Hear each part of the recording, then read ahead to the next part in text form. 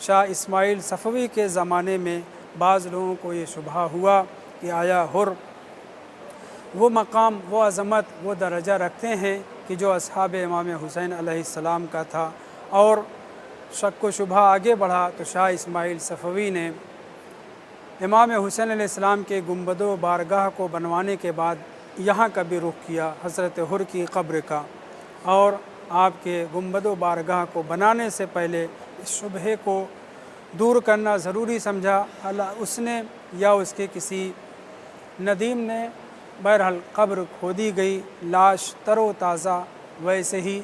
और रवायत में जनाब आयतुल्लाह ज़बीहुल्लाह महल्लाती साहब ने फ़ुरज़ानुल हैजा में ज़िक्र किया है कि आपकी पेशानी के ऊपर वो रूमाल बंधा हुआ था जो हज़रत इमाम हुसैन अलैहिस्सलाम ने आपकी शहादत के वक्त बांधा था।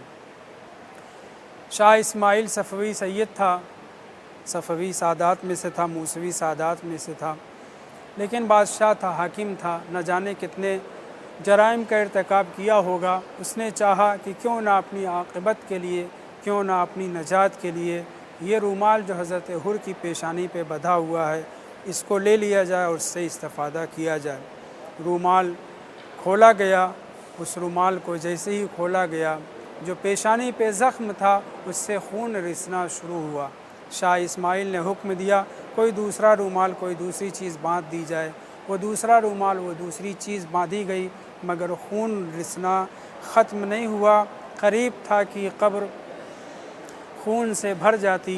किसी ने कहा, ए इस्माइल क्या करते हो?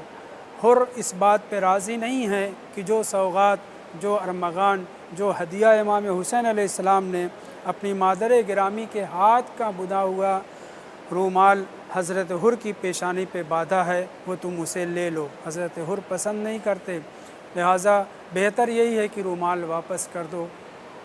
ना चाहते हुए भी शाह इस्माइल सफ़वी ने उस रूमाल को वापस हज़रत हुर की पेशानी पे बांधा। इधर बांधा गया, उधर खून रिसना ख़त्म हो गया। इस वाक़े के बाद बाज़ ने ये कहा है कि अब हमें इत्मीनान हासिल हो गया कि हज़रत हुर अलैहिस्सलाम हैं, यानी वो किसी शक व शुबहे के दायरे में नहीं आते। मेरी गुजारिश